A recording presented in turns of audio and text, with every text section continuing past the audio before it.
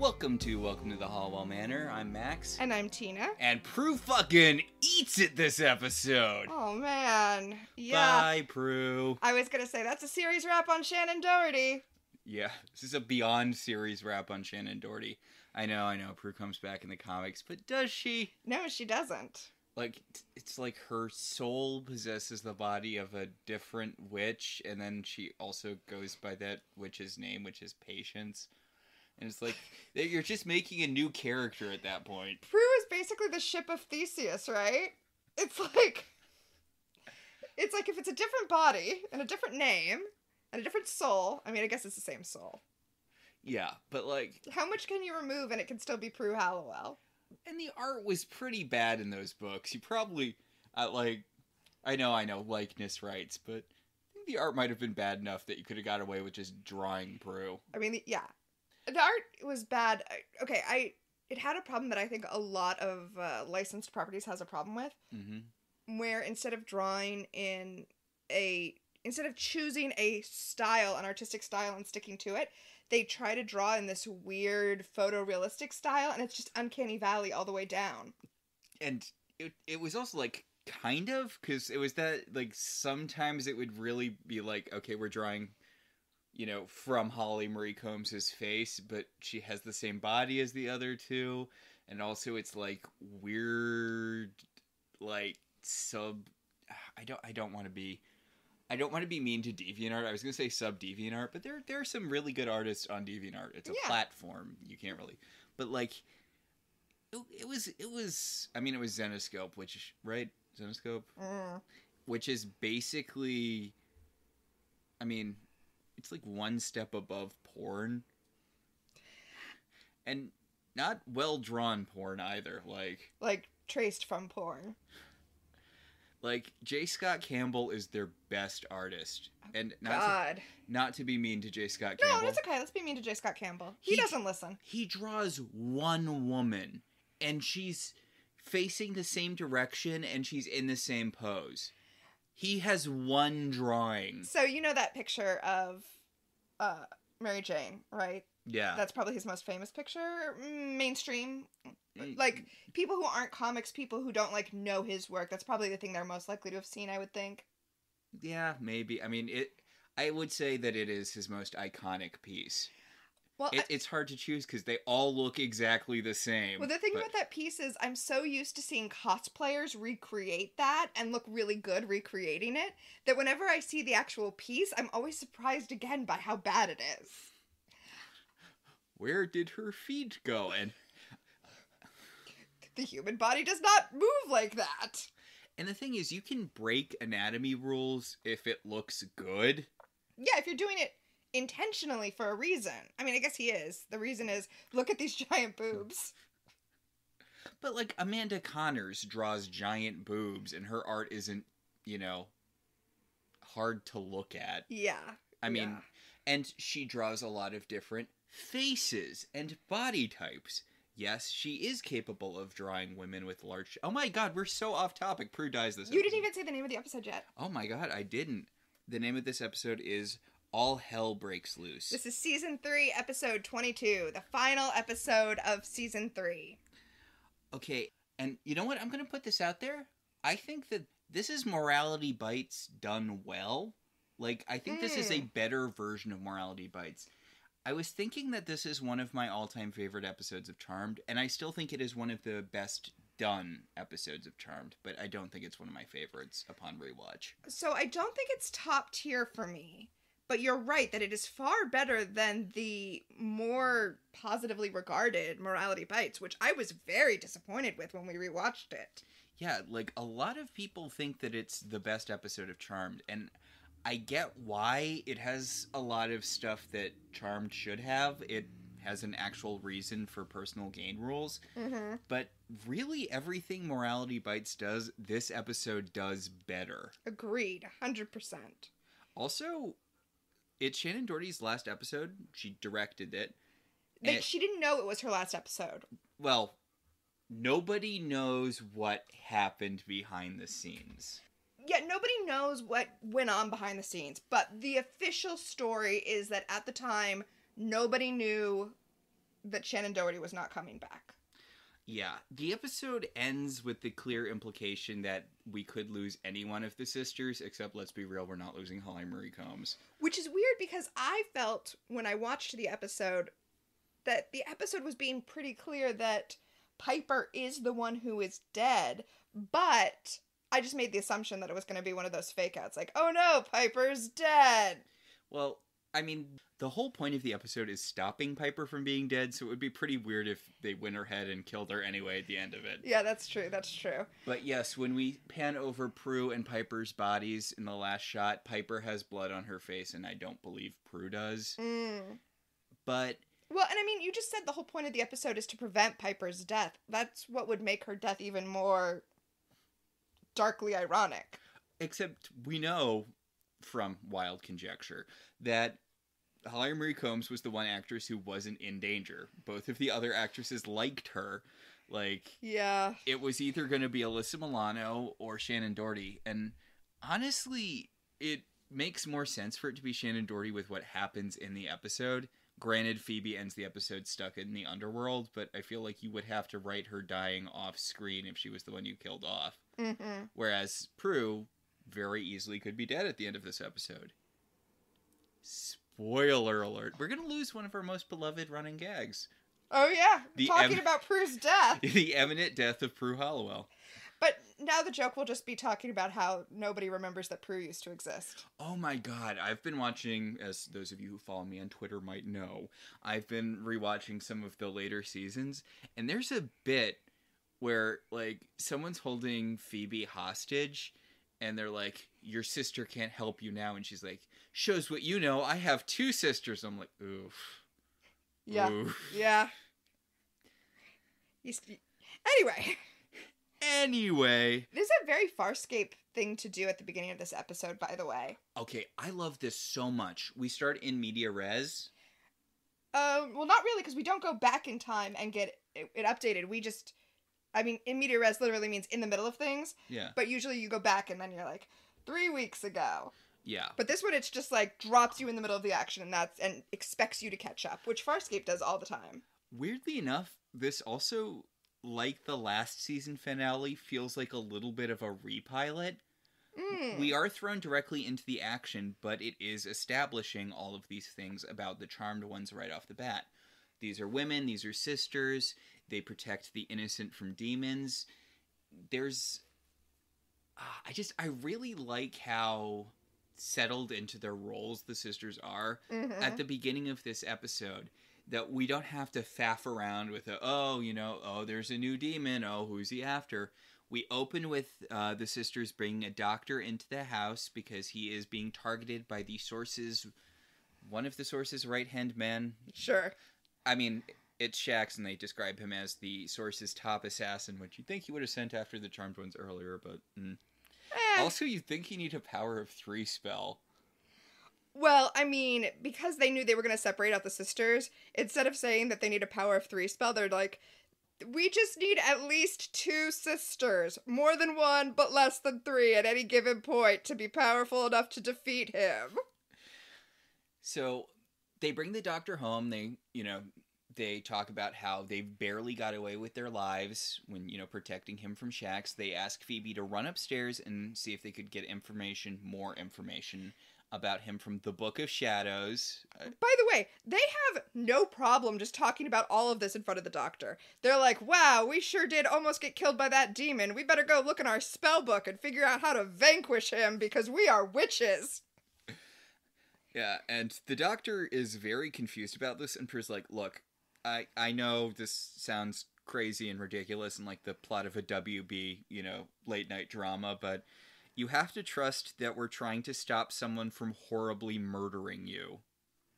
Specifically Shax, the source of all evil's top assassin. I actually like, Prue says, you've done too much good in the world, or you're going to do something really amazing because you are a healer, and they want to stop you. And his response is, they? I'm like, that's the word in that sentence that you had to that's the word that tripped you up. I really hope that he did so much good work that the demons feel like they need to kill him, because he's not doing any good work in the future. Yup. So, Prue pauses as she's, explaining what's going on, and he's like, is this a joke? Am I being punked?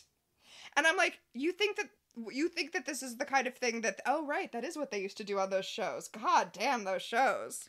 Fun fact, Shannon Doherty was actually on a scare prank show after leaving Charmed, which yes, called Scare Tactics, I believe. But, yeah, Prue pauses and she's like, I feel a chill in the air. And then Shax bursts into the room, and Shax shows up in the room, and Shax is your dad cosplaying a weeping angel after seeing one episode of Doctor Who. I actually really like Shax. He has a kind of... Okay, so he's painted blue, bluish gray. Right, yeah, because he looks kind of like stone. And he's got, like, really long hair and this, like, open robe and, like, big flowing pants. I really like how they're trying to give him a wind aesthetic as a normal guy. He's supposed to, look like if evil wind took form, which I think is a really neat touch. Oh my god, I totally didn't get that that's what they were trying to do with him. I totally was like, oh, he's a statue who's come to life. Yes, he's a wind... Okay, now it all makes sense. Yeah, and again, I like how much Shax fills the space when he bursts into the manor. Mm-hmm. Because, I mean, it has to be a relatively easily... Actually, I don't know. I was thinking it had to be a pretty easy special effect. You just set up a bunch of fans to blow stuff around. But, I mean, when you're recording stuff, that probably... Well, also the actor is doing some really interesting physicality where he's moving in an uncanny way. Like, he's not just a guy. Yeah, he's... I feel like he's kind of leaning into whatever wind machine they have on him, so his hair and open robe flow more. Mm-hmm. Honestly, I really like the physicality of Shax, but he tries to blow the Doctor through a wall, and Piper pushes him out of the way and gets blown through a wall, and then Prue runs up to fight him, and she gets blown through a wall. Phoebe runs downstairs and reads the vanquishing spell by herself, which casts Shax from the house but does not kill him. It pulls him out of the house the same way that the sisters were pushed out of the house when they time traveled and Grams threw them out of the house. It's the same type of move. But yeah, Piper and Prue not in good shape right now. Leo rushes in and heals them, as is his job. They seem like they're still kind of injured, like they're moving like they're hurt after, being healed. Just being healed, like... I think they're just shook up. I mean, understandable. But you're right. Prue's like wincing, like, ugh. But... It's probably psychological, right? Like, even if you're not physically feeling the pain, if you were just feeling it and suddenly the pain disappears. Yeah. It's like phantom pain. Body takes a second to adjust. But Prue's like, okay, so that was enough to keep him away. Temporarily, we need to do a full-on vanquish, though.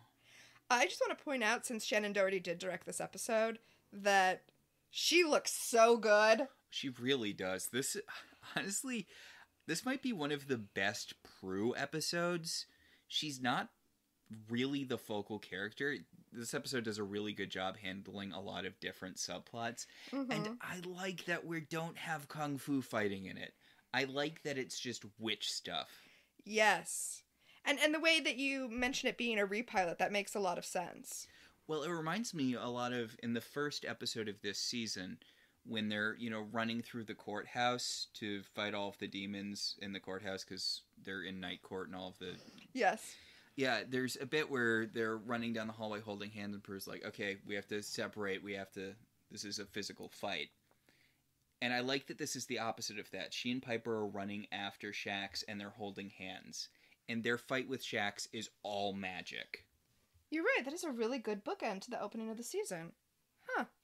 Anyway, they go after Shax and leave Leo alone with the Doctor, who's like, what the fuck is going on, man? Hey, he's also with Phoebe. I know, it's negligible. So Shax runs up on them and he does like a wind push, and Prue uses her telekinesis to push his wind back at him. Yeah, and again, I like how just magical this is. Prue deflects the wind beam with her telekinesis, and then Piper blows him up. And she's like, was that a vanquish? It didn't really feel big enough to be a vanquish. But I have taken out, if you haven't noticed, I have taken out the past 2 demons with my new power. Yes. And they're like, okay, well, at least no one saw us. Yeah, at least no one saw us murder a man by pointing at him, well, demon man. Yeah. In, daylight. I feel like a lot of charmed vanquishes take place in the day, but yeah. But they're like, that was really, really conspicuous. We sure are lucky no one saw it. Pan over to the news crew. Yep, there's a camera crew there. They were filming live. What were they even filming in that neighborhood? Like, what was even the news story happening in that neighborhood?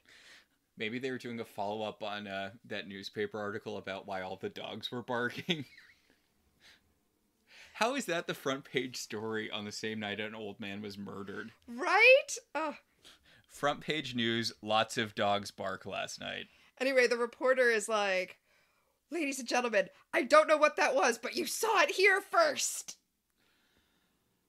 Okay, so I'm going to talk about this now just because I want to kind of get it out of the way.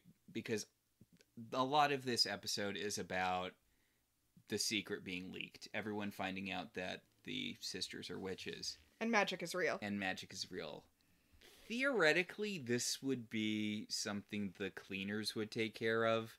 The cleaners are not a good concept.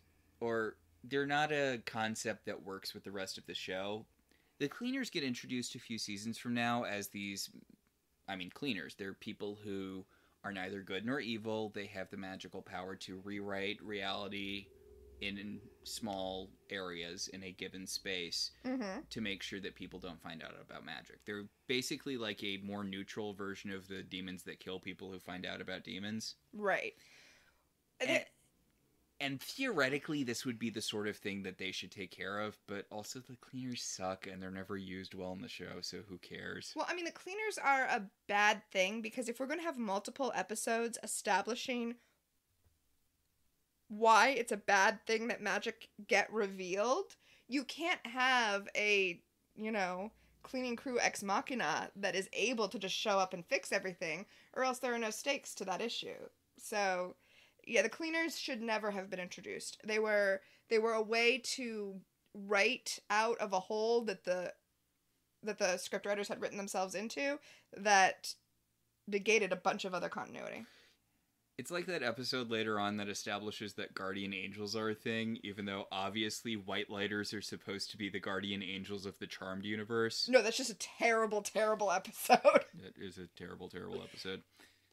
So, the Charmed ones gather back at the manor, and they tell the doctor, hey, look, we got rid of the demon that's trying to kill you. We need you to do us a really big favor and not tell anyone we're witches, because if people find out about it, we're going to get burned at the stake, like in that future that one time. We went to the future once, and Phoebe got burned at the stake. So if you could not tell anyone, that would be super. Hey, ladies, maybe you could have just not screamed about being witches in front of him. Well, I guess I got attacked by a demon. Also, maybe this is the sort of situation where Leo should use his white lighter amnesia dust.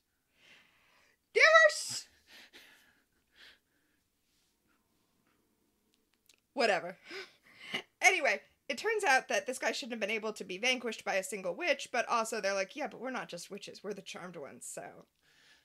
Yeah, and there's a really weird meta moment where they're like, hey, wait a second, why did other witches write the Power of 3 spells into the book if they couldn't use Power of 3 spells? And Leo's like, because you were destined to come along or whatever? I mean, he actually says other witches weren't as powerful as you. They needed the spells, which is not an answer to the question. Right? Like, they also need the spells. That's... And the other witches couldn't vanquish. They could only, lock people in paintings and shit. Yeah. I mean, they could vanquish non-Power of 3 required demons, which... Sure.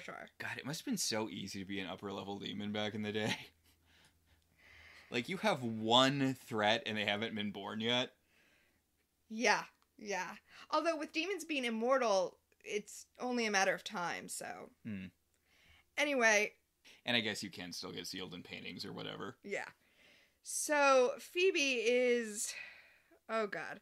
Phoebe's like, okay, well, I'm gonna go down to hell and try to save Cole, even though I just kicked him out last episode. Now I'm gonna run after him. Well, last episode ended with her telling Piper that she's not giving up on Cole, and Piper being like, I want to point out, even though I think he can resist it, but they do have a Balthazar summoning spell that they've used several times recently. Yeah, but he actively resisted it last time. Yeah. So Phoebe's like, I'm going to be down in hell and you won't be able to contact me. So, bye!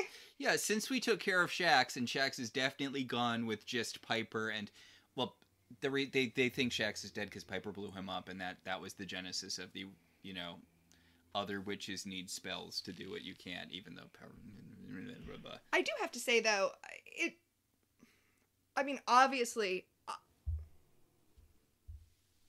obviously he's not dead, right? I mean, we don't even need to spoiler that, right? Yeah. But also, it didn't really look like he was blown up either.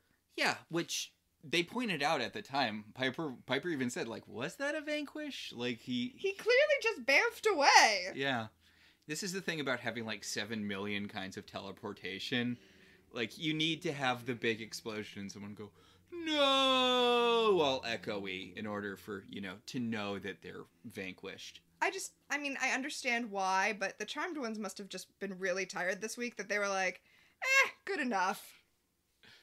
Because otherwise they are very much on their game. Yes. I do like how on their game they are in this episode. Maybe, you know what? Maybe it's the opposite of what I just said. Maybe they're feeling cocky. Anyway, Phoebe goes downstairs. Phoebe goes down to hell and is like, hey, Cole, wake up. It's me, your ex-girlfriend, here to save your soul. And then he starts choking her and he's like, you just made a big mistake. Which, we remember how the last episode ended. We know he's not going to kill her. Come on. I was going to say, yes, we all saw the Spike and Buffy stuff. Yeah. Although, is that contemporaneous with this episode? Contemporaneous? Yeah. I don't know. And I'm not going to look it up. Yeah. But, yes, he kind of chokes her, but, like, not in a way that makes you afraid for her safety. No, it just looks like low-level kink. So, meanwhile, a news lady's like, we have to get this story out. The news lady who, recorded, who was there when the vanquishing of Shax happened. And she's like, we have to get this out. And the Lou Grant editor guy is like, we need to know what the story is before we let it out. And she's like, magic's real. And he's like, we don't know what that was. That could have been a lot of things. We need to get all of the information before we report on it. And she's like, also, my broadcast was live. Thousands of people saw it. And he's like, yeah. By the way, I was wrong. We do see the beginning of her news broadcast. And apparently the news story was, there's a fault line here, so someday there might be an earthquake in San Francisco. An earthquake in San Francisco? Preposterous! So you were right. The news really, this is really a dog bites man earthquake in San Francisco news operation. I do like the kind of bug-eyed lady with the middle part who's standing behind the boss. Because clearly she doesn't know what stage business she should be doing, so she's just kind of blinking a lot. Now, to be fair, it's the director's job to give her that stage direction, so come on, Shannon Doherty, get with the program. I feel like there are too many people in this room. There really are. They did not need that many extras. So the news director sends her out, and he's like, okay, well, I guess this is a story, and I guess we will cover it since we already did. So go out there and find out who those girls are. So, meanwhile, Prue is, like, examining the place where Piper blew up Shax, and she's like, I don't know. I don't think there was a vanquish. And Piper's like, but what are you looking for? Like, if when we kill demons, they disappear. Like a scorch mark, or like... But Shandor's like, I don't know, I feel, much like I felt something in the wind earlier, I feel like Shax isn't dead. And they walk back from the alley where they vanquished vanquished in quotation marks, shacks, and there's a little girl jumping rope, and as Prue walks past, she's like, listen, I am a witch who does magic, so I know to trust my instincts. And then the little girl's mother pulls her away and is like, don't look at them, honey, they're witches. And Prue's like, how did she know? You know, it's a miracle this didn't happen earlier. You know what this reminds me of? What? That episode of The Other Two where... Oh, where what's-her-face keeps breaking her confidentiality agreement because she keeps on having conversations in front of Lyft drivers. Yes. Yeah, she keeps talking about the celebrity she's having sex with in her Ubers, and the Uber drivers are reporting it to TMZ, and she can't figure out how TMZ keeps finding out. Meanwhile, Daryl is arresting Luke from Gilmore Girls. Seriously, it's a guy in like a flannel shirt and a backward baseball hat. But, I mean, that's really just to show Daryl seeing the news and seeing that the girls have been, exposed. Yeah. So, Prue is called the hospital, and she says, oh, the doctor we're protecting, Dr. Griffiths. Okay. Is in surgery, and there's no way Shax, assuming he's alive, which I am, would attack him when he's in surgery. Luckily, even though we're down Phoebe, it will only take 2 witches to vanquish Shax. Okay. Prue is immediately suspicious that Shax wasn't actually vanquished, as we said. And immediately, like, we need to go find him and bring him back here. Griffiths, not Shax. Maybe you just shouldn't have let him leave in the first place. What is going on? What is going on with this organization? Maybe it wasn't the best time for Phoebe to go to hell to look for her boyfriend. Because now Prue has to have weird psychic feelings. Right. Anyway, on the news, the reporter is like, hey, the Halliwell sisters live here, and they're witches, and I'm going to go knock on their door on live TV, because that will work out. I love how Daryl calls to tell them to turn the TV on so they can see the news report. That's what Daryl does in this episode. He calls them to tell them to turn the TV on so they can see the news. The TV can't just be on. Well, Daryl... Actually, he tells them to look at the TV, because it actually was on at the beginning of the scene. God. Okay, I'm just blown away at what this news organization is doing. Hi, I'm just gonna bring a camera, go live, and hope that these girls are home. They are witches. I'll somehow be able to talk to them. Something will happen that will prove they're witches. Like, what is going on with this news station? Would your mind immediately go to witches with the... I mean, I guess that would be sort of the area I would go to with that footage. I don't know. I mean, I might go superheroes, but... Yeah, I was just gonna say, it could just as easily be like some sci-fi weapon as a... Yeah. Yeah. Anyway, Daryl shows up, and the reporters are like, are you going to arrest them for being witches? It's like, what? What is happening? I feel like there's... Look, I know when we were watching this, you were like, the existence of magic, the actual proof that magic exists would be a big deal. And I guess so, but I just feel like all of these people are freaking out way too much on very little evidence. Yeah. Again, it could be a publicity stunt. It could be a lot of things. Yeah. I mean, it is... It could have been a weather balloon. So Daryl pushes his way through the crowd of reporters and one woman who's like, I'm also a witch. Interview me. I'm a witch like them. And she wants Daryl to bring her into the house so that she can talk to the Halliwells. I have to say that this is a Brad Kern-penned episode. Mm-hmm. And her existence, this blonde woman, is one of the things that highlights for me the difference between Brad Kern and Constance Amberge, and why I prefer Constance Amberge. Because she's just treated like she is unbalanced. And I don't know, she could be Wiccan. Remember in the actual pilot when they had Wiccans? Well, and in the first Barbas episode, right, he had to kill 13 witches. That was the weird thing about it, though, because he went to he went to the magic supply store, and then he, like, scanned the list of people who were, like, the mailing list, and found all of the real witches on it. He separated the real witches from the wanna blessed bees. But there was a woman who was basically a lot like this woman who was on his assassination list, even though she froze when Piper froze her, which good witches aren't supposed to. But then again, Barbas comes back all the time, so I guess maybe... I mean, this would all make a lot more sense if the show delved more into what the wider magic community was, and that's just something I wish it had done, so it seemed like a good point to bring up how much I wish they had done that. But keep in mind, this woman wants to join the Charmed One's coven, and she is blonde, so you can kind of see where this is gonna go. So the sisters let Daryl into the house, and then Prue slams the door, and I really loved that because, as you probably know, the pilot and then every season finale ends with Prue and or Prue's ghost closing the door of the manor. Or Chris, or whoever. Piper's granddaughter. And they zoom in.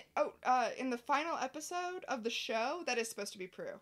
It's supposed to be Prue's ghost closing the door. I'm pretty sure we see Piper's granddaughter.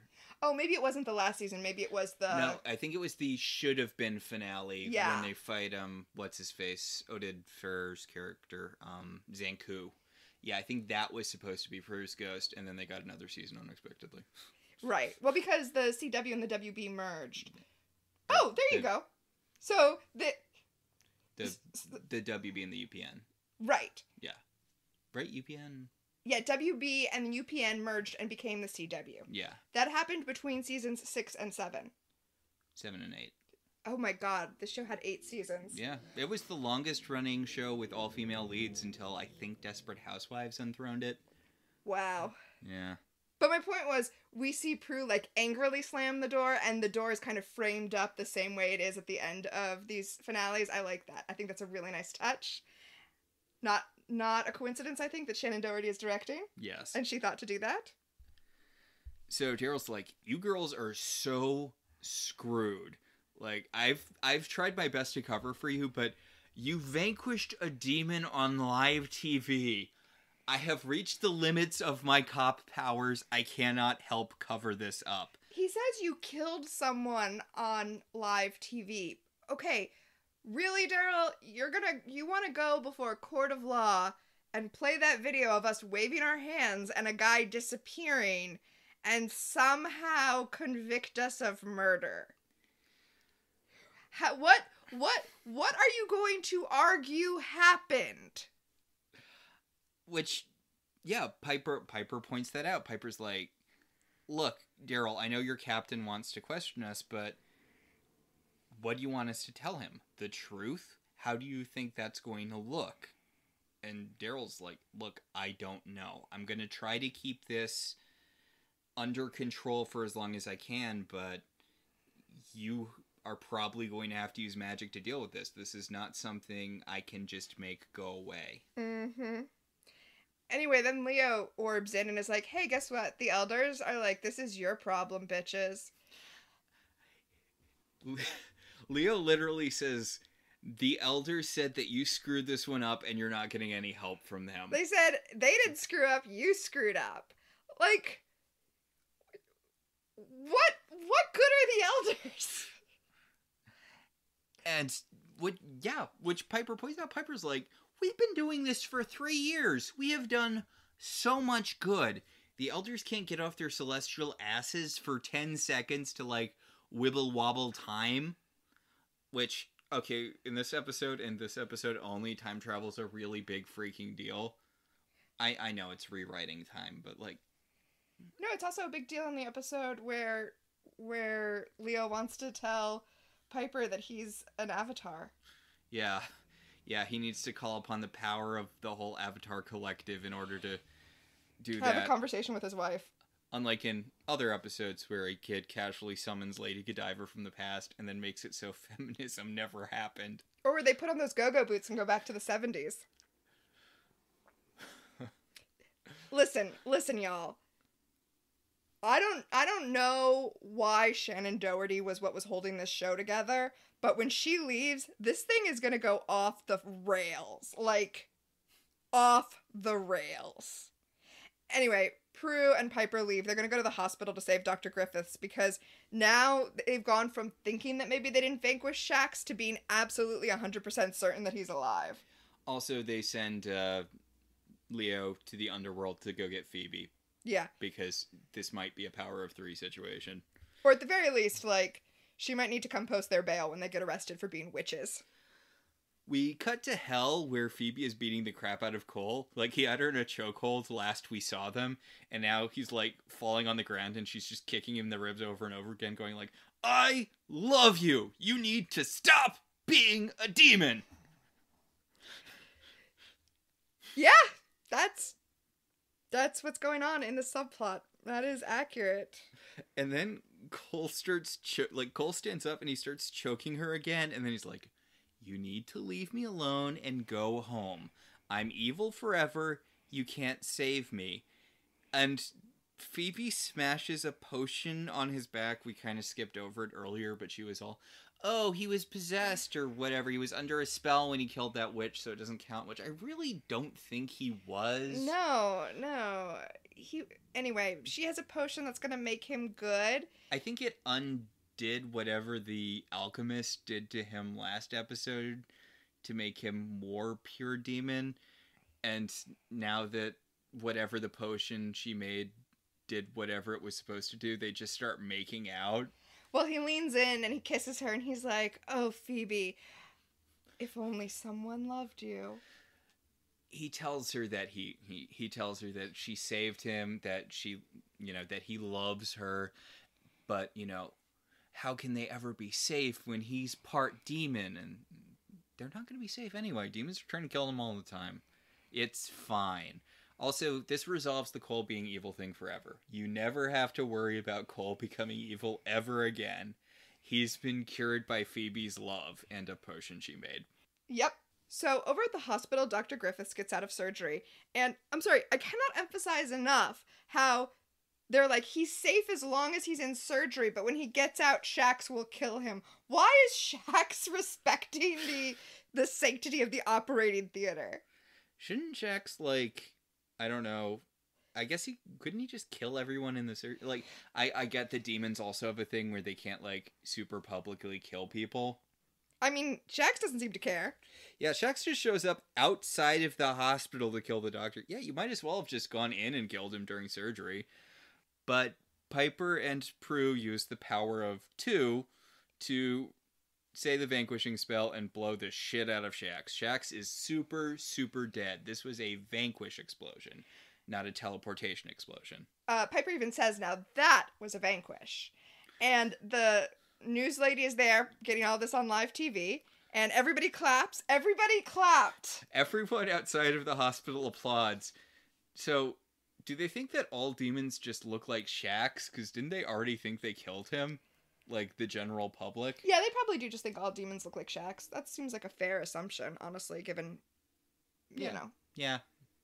The limited amount of information the general public has about witches and demons at this point. Exactly. I just love that everyone claps after they make a human-ish looking guy explode. I guess he was blowing the doctor around, so. I mean, he was obviously a wind demon. It seems silly to say because we don't know. I feel like this isn't how people would respond to learning that magic is real. It doesn't feel right to me. It seems like people are simultaneously making too big a deal of it and not big enough a deal of it. A whole crowd gathers outside of the Charmed One's house. There are people who are like, the end is nigh. There are people who are like, save us. There's a guy dressed like an alien. And who has a sign that says, beam us up. Ugh. And the blonde witch lady is standing on top of a hippie van going, I'm one of you. I'm a witch like you. Let me join your coven. Just put that in your pocket for a little bit. Just a little bit. Prue is confused how everyone knew they were at the hospital, and Daryl's like, a whole bunch of people saw you leave. Right? And she's like, they didn't follow us, and he's like, cell phones exist, Prue. So you know what else exists? What? Fax machines. Apparently, the sisters have both a fax machine and a fax number. And they've been getting all of these faxed requests for interviews from Oprah and Jerry Springer, and also an offer to appear in the Sports Illustrated swimsuit issue. Fair. Being a witch is kind of like a sport, right? Oh. The doctor's on TV talking about how, oh yeah, they're witches and they were protecting me from a demon because demons exist. And Piper's all, I can't believe he's blowing our secret, which, I mean, I feel like the wind demon was pretty well out of the bag at this point. Yeah, I feel like any gentleman's agreement to not blow your cover is gone. I do love, because they don't really talk about it. It's so subtle. I mean, it's not subtle, but nobody says it out loud. But the doctor, who was bald, is wearing a toupee. And he has, like, one leg up in this, like, cool guy Riker stance. And he's like, yeah, they were talking about vanquishing demons. I just love that this doctor is like, now's my chance at fame. He is making the most out of this. He mentioned having an ex-wife earlier. Like, when they were getting him away from Shax in the opening scene, he asked if it was something his ex-wife put them up to. Oh, yeah. Which, he does have pretty big divorced guy energy. Yeah, no kidding. So, then a girl who knew the Halliwells in high school are like, yeah, they were real mean girls in high school, and one of them cast a spell to make my boyfriend break up with me. And Piper's like, oh, so that's how you made Susie Johnson's boyfriend break up with her. And Prue's like, Piper, we didn't have our powers back then. Also, like, no, don't joke about that. So Leo orbs in, which, And they're like, okay, Leo, enough fucking around. Just go get the elders and make this not be a thing, okay? And Leo's all, well, the elders said that now you know why they've always been so... Like, Leo showed up to give them an I told you so. I guess they didn't tell him to go to hell yet. Yeah, so what Leo tells them is that they have to summon the demon Tempest and use him to turn back time. So, Tempest gets a lot of mention considering he was a one-episode demon. He also got mentioned in the episode with the time loop in the Old West town. When they were like, could Tempest have done it? But no, wait, we vanquished him.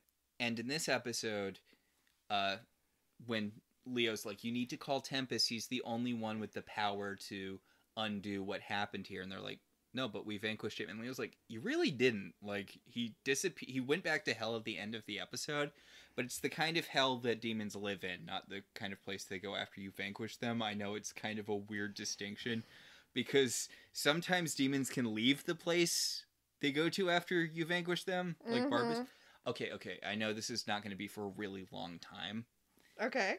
But in the episode where the Charmed Ones go on trial for abusing their powers, and it's like overseen by a council of elders and upper level demons, and like Barbas is the prosecutor, and it turns out it was all a scheme from Barbas to be like released from whatever part of the underworld he's from.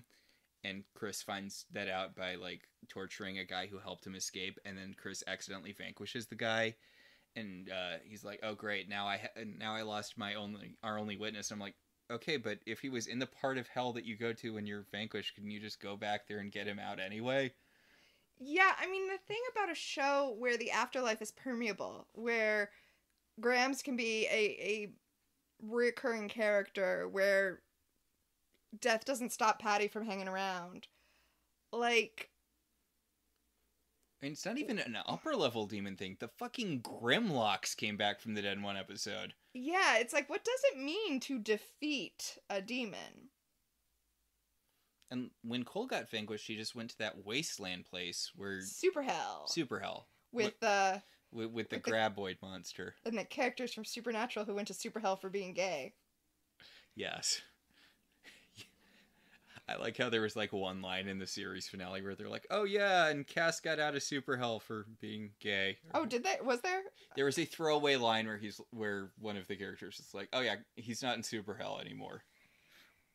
I never could get into Supernatural. I just know that there was a lot of gay baiting, and then apparently they made it canon for like 3 seconds just to do a kill your gays, bury your gays thing, and it's like, Send your gays to super hell. what's going on over there? Yeah, I watched the first 3 seasons, and then they introduced angels, and I was like, and I dipped out, even though apparently that's when the show gets good. But, I mean, I don't have strong feelings about Supernatural one way or the other.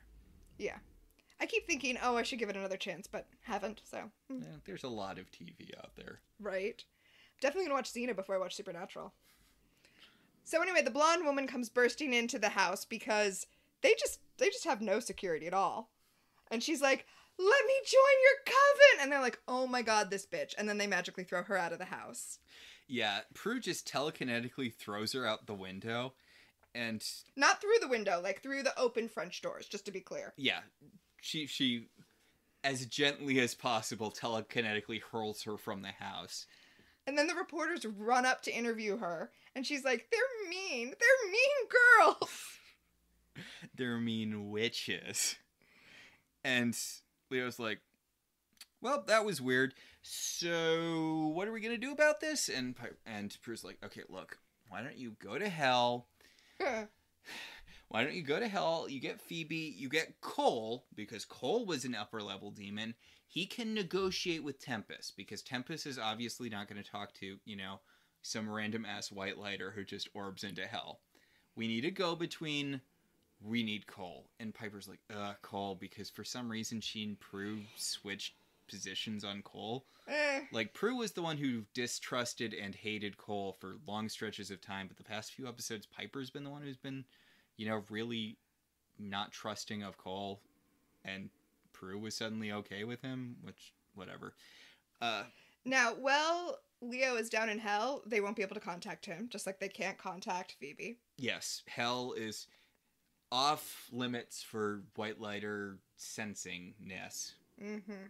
So, meanwhile, down in Cole's hell basement, which is all the candles from the Phantom of the Opera's lair. Yeah, this is the place he goes to when he's feeling more evil than the mausoleum. Mm-hmm. Like, the mausoleum is his I'm halfway between good and evil place. This is like his safe house evil place, because he tells Phoebe that they're just going to chill here, because here is where they're safe. And then Leo shows up and is like, hey, we got to go back, find an upper level demon, and go back and fight. Yeah, hey, Cole, buddy, bro, pal, friendo, I need you to go dial up your buddy Tempest and,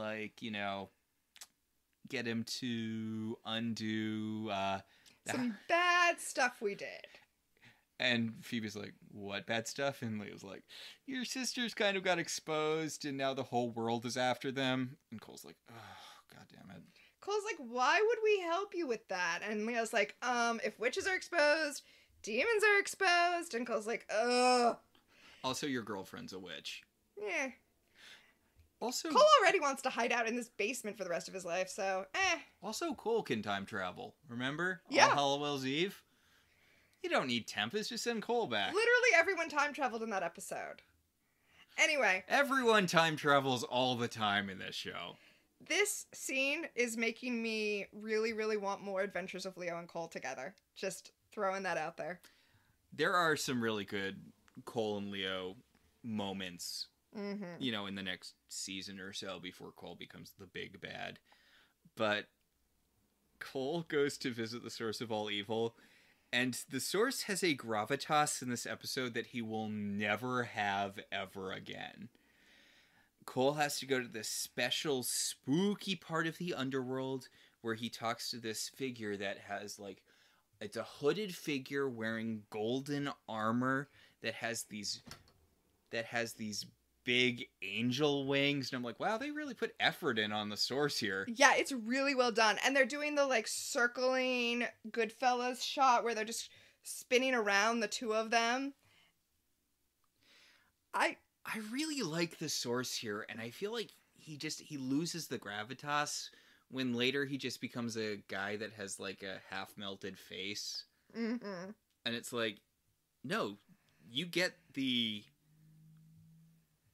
importance of this character has a weight to him, and he's very imposing over Cole. He's this massive figure that's Mm-hmm. like leaning down to Cole, and like Cole tells him, I need your help to save Phoebe, because you can't lie to the source of all evil. The source is not going to buy, oh, I need you to do.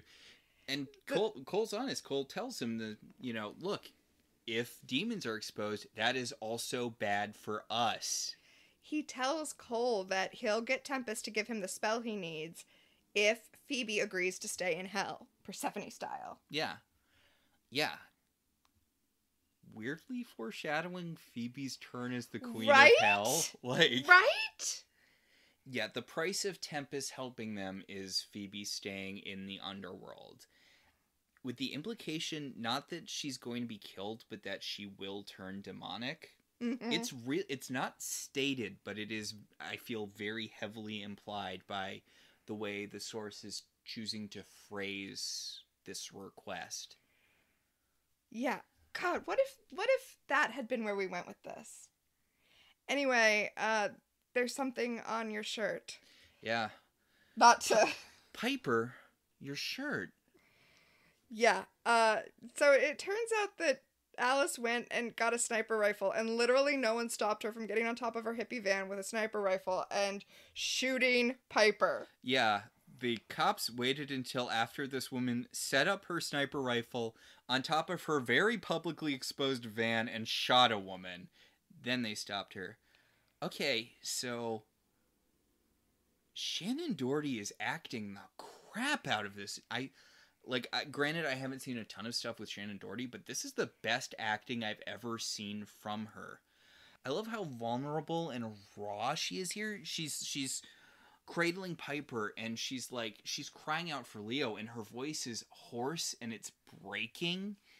It's way more real emotion than I feel like we usually see out of Shannon Doherty on the show, or a lot of characters that aren't Piper. So I don't want to undercut this dramatic moment by quoting from Futurama, but when I directed me in that episode, I got a great performance from myself because I respect myself so much. Yeah. Apparently Shannon Doherty likes to show off her chops when she's in control. Okay.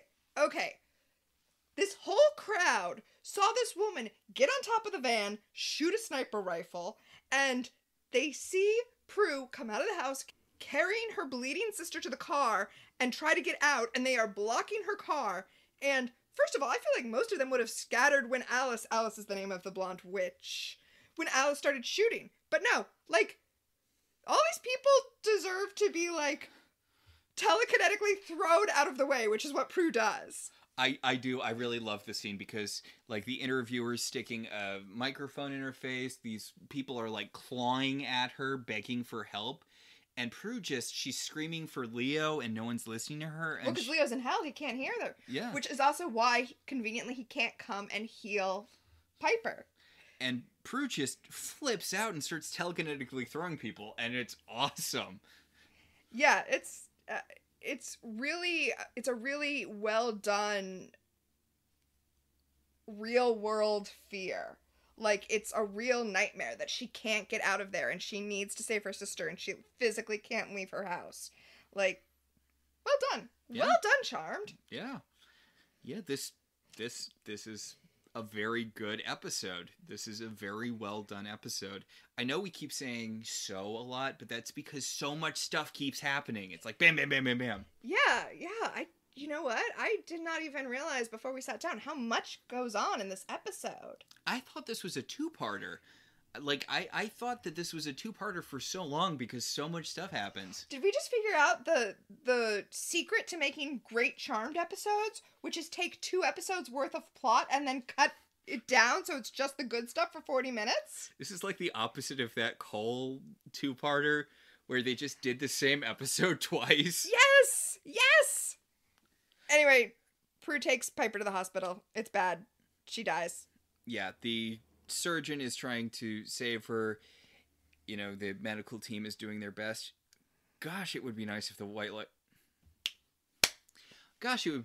Elder sent down one other white lighter. Nope. It's gotta be Leo. And he's in hell. And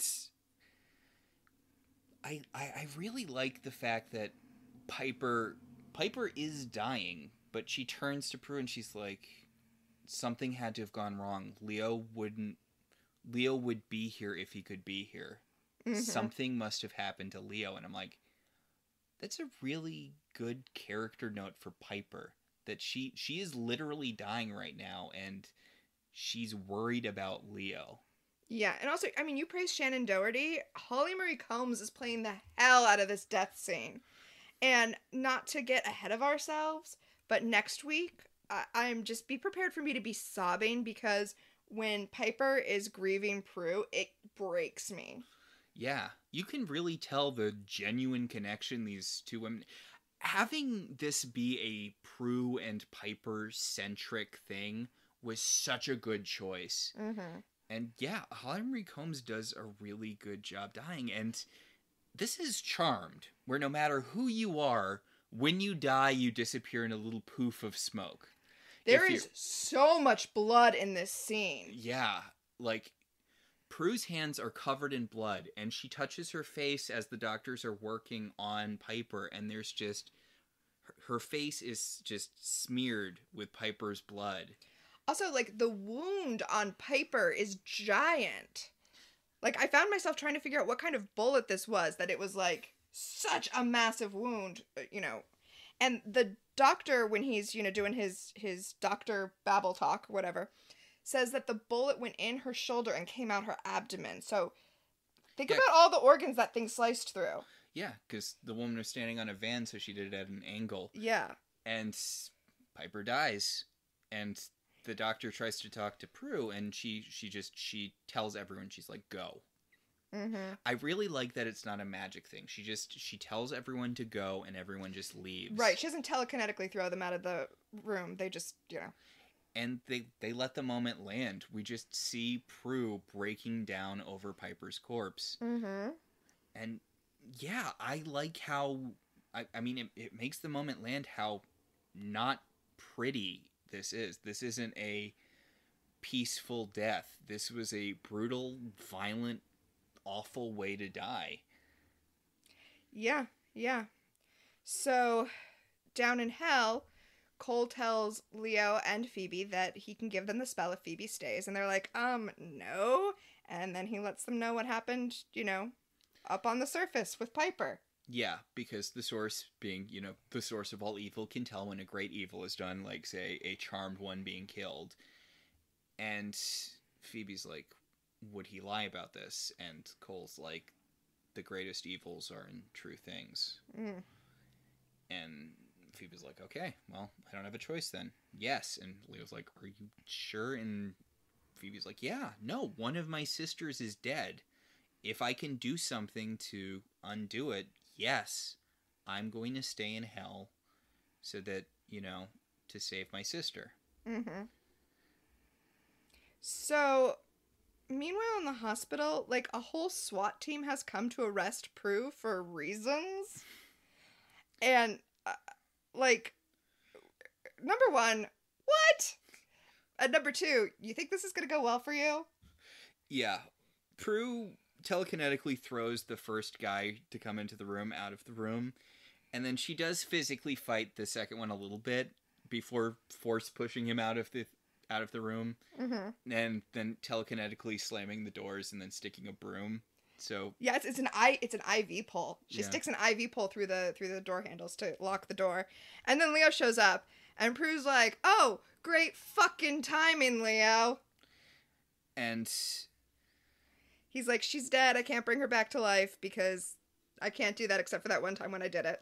I really love how angry Prue is when she says, they think we're the demons now. She just sounds so, like, flat and affectless, but in a deliberate good acting way, not in a bad acting Chris way. I really, really love a good righteous anger scene.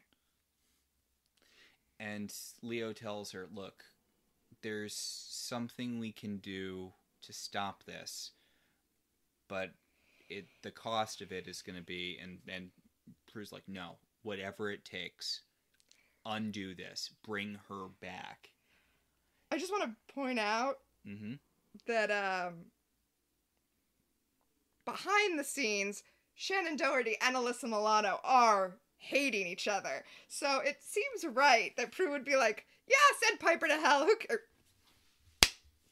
So it seems right that Prue would be like, yeah, send Phoebe to hell. Bring back the good sister. So Leo orbs down, and I know I keep saying I like this. I like a lot in this episode.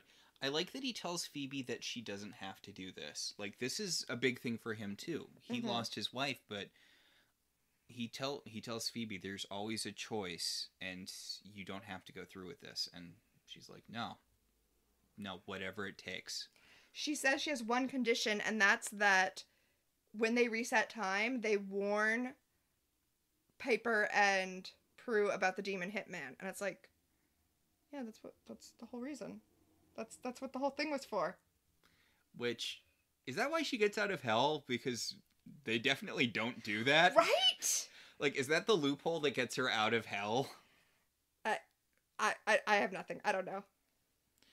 So Cole goes back to, the source, and he's like, deal.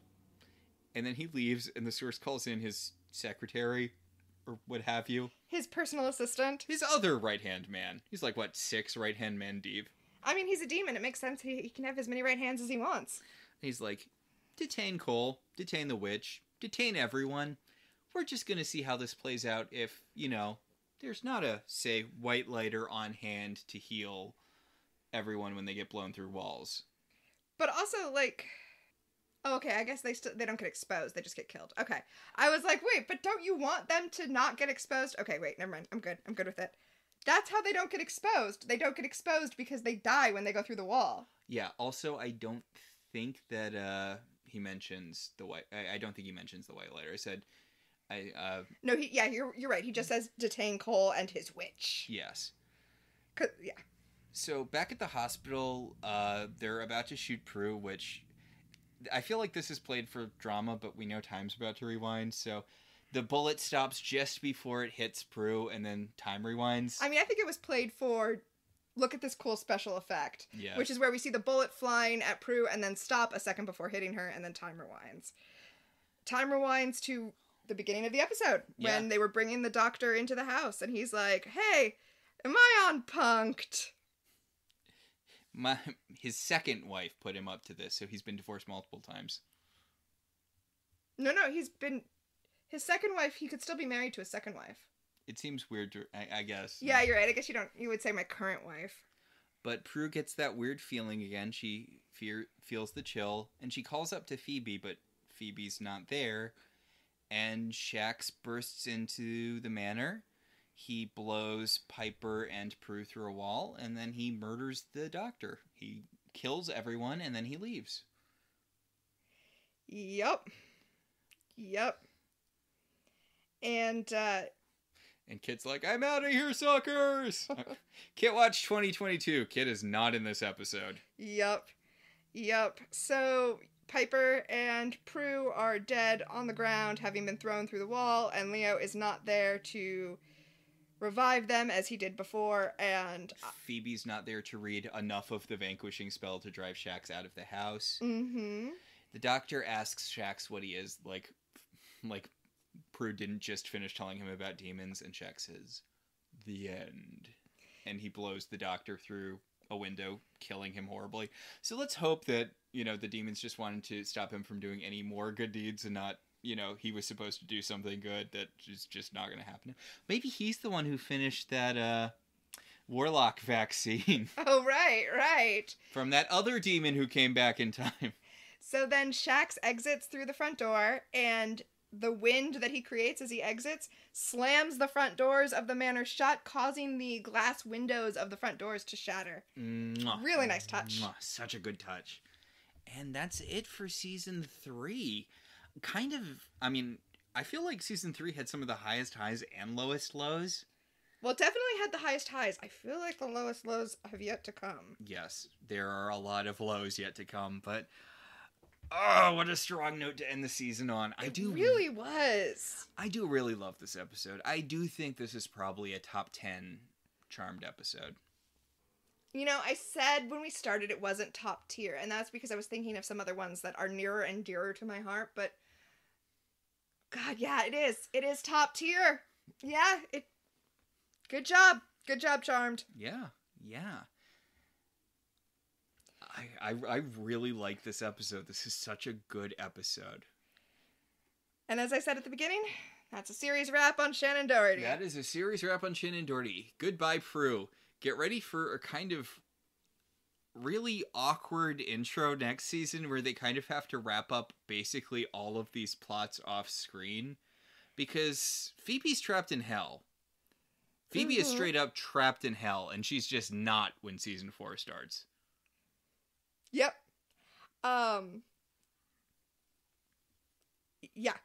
When we come back, it's like, you know how we were just saying, you know, you don't know what's going on behind the scenes. Mm-hmm. I think it's pretty clear from the fact that everything is a mess when they come back that they actually did not know what was going on, what was going to happen. Yeah. Yeah.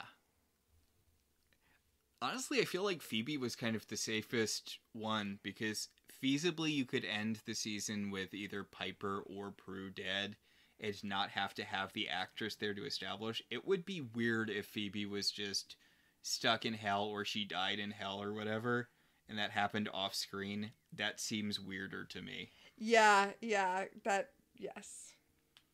But yes, this is the end of Prue. Kit just runs out of the house with a little camera in her mouth. She's just dragging all of Prue's photography equipment. I'm sorry, she's dragging all of Prue's photography equipment and every picture of Prue.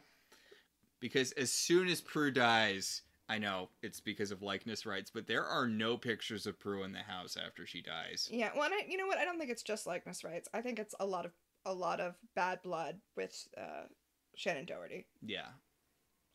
So, yeah. So, that's it for season 3. Yeah, this is one of the strongest, if not the strongest season of Charmed. Like, they really hit their stride here. They got the tone down. They balanced just right between kind of camp and seriousness. You know, fun, weird stuff and wit and you know, cool witch stuff. This season 3 is really good. Yeah, you know what? This was the strongest season. I mean, obviously we've got 5 more seasons to watch, but yeah, I think this was the strongest season of Charmed. Definitely. Yeah. So, shall we do our segments? Yes. Much like the Charmed ones, we have our own power of 3. Let's tap into that. The first power in our pack is Premonition. Who in this episode is, was, or will become famous? I have a fun note. Is it about the news editor? No. Oh, give me your fun note then first. Do you know who plays Shax? Yes, I was going to mention that, but go ahead. The guy who plays Shax, Michael Bailey Smith, also plays the Source. Mm-hmm. And is also Balthazar, Cole's demon form. Yep. And you could definitely get a paper out of writing about what that means thematically, but what it means is this is a big guy who's good at stunts. Yes. But yeah, I do love that. I'm glad they let him talk more. Because, I mean, not more, but, like, his Shax and his Source of All Evil feel like different characters. Mm-hmm, they do. Like, I mean, and I get it, he was probably a stunt guy or whatever, but they carry themselves very differently. They have very different presences, like, and they both feel different from Balthazar. And yes, he's under heavy makeup when he's all of these characters, but he does a really good job of being these 3 fairly similar, big, scary demons that all feel very distinct. He does a really good job there. I'm sorry, you had some though. I do have a premonition, and that is the news director in the newsroom who was like, "We don't even know what this is. Go get that story." Was played by Joe O'Connor, who people who are exactly my age would have recognized as Clarissa's dad from Clarissa Explains It All. Wow. Yeah. Wow. So he was Sabrina the Teenage Witch's dad. Ooh, look at how that all ties together. I think that's a Nell Scoville thing. Oh, yeah, probably. Yeah. Sorry, I just need to see. I'm sure the Doctor was someone. Oh, he's The doctor was Matt Malloy, who is like the guy on one episode of every procedural show ever. He's one of those, hey, Hey. it's that guy. Mhm. Yeah. No, actually, I wanted to check out Michael Bailey Smith, who I am certain has been Demons on Buffy, and see who he has played on Buffy. This is me just making the assumption that he's been a Buffy demon. Did it not say on the Charmed Wiki for him? Yes, it said he was on Buffy, but I want to see Toth. I don't remember who Toth is. Oh my god! He was the guy who split Xander into two different people on Buffy? On Buffy. Oh! Alright. Yeah. So that's premonitions. That's premonitions. That'll take us to our second segment, Time Freeze. What specifically dated the episode? Fax Machine. Oh my god, so much stuff. Yes, fax machines. Jerry Springer. Yes. Also, in the newsroom, because this thing went live, and the reporter says that the story is already out there. What if somebody recorded it on their VCR? Good lord. Yeah. Like the whole thing. It's so Era specific. Yes. Also, the fact that she's out there recording that might be an earthquake here, and then the fact that she's gonna do a live shoot in front of this house where something may or may not happen, I feel like is what you get when you had the rise of 24-hour news networks that needed to have something on the air. Well, remember the episode of The Simpsons where Homer is suspected of molesting the babysitter? Mm-hmm. How they have the 24 news hour cycle on the Simpson house, and they're like, the highlights include when Marge Simpson put the cat out, possibly because it was being molested. Yes. But yeah, this episode could only have existed in the year it existed, I feel like. Yeah. It's a confluence of things. Yes. The Sports Illustrated is still having their swimsuit edition. It was very recently on Twitter because... Yeah, I was gonna say. Because Jordan Peterson was being gross about the model who was on the cover of it, like he would have a chance in hell with her. And then everybody yelled at him, which is great, and he was like, why is everyone being so mean to me just because I was being mean to a woman I don't know for no reason? Fuck that guy. He was all, beauty standards have fallen so far because I can't see every single one of this woman's ribs. He's like, oh, fascism is when I don't get a boner. Which brings us to our final segment. I mean, sad, that doesn't that doesn't bring us to our final segment in that it's a lead-in. That brings us to our final segment because we are done talking about Jordan Peterson. Got it. Telekinesis, what, if anything, genuinely moved you? Like, we're kind of spoiled for choice, but I gotta say Piper's death scene. I mean, I feel like you can't say anything else. Holly Marie Combs and Shannon Doherty both bringing their A game to that scene. Yeah.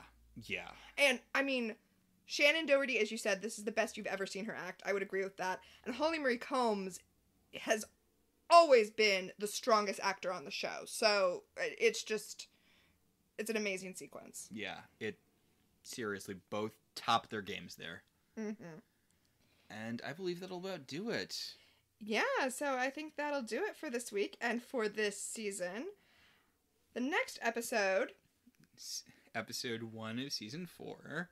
Is Charmed Again Part 1. Wow, really broke the creativity bank on that name. And the description on Peacock is... Phoebe and Piper learn of the existence of a half-sister who may complete the power of 3. Have they already used Rewitched?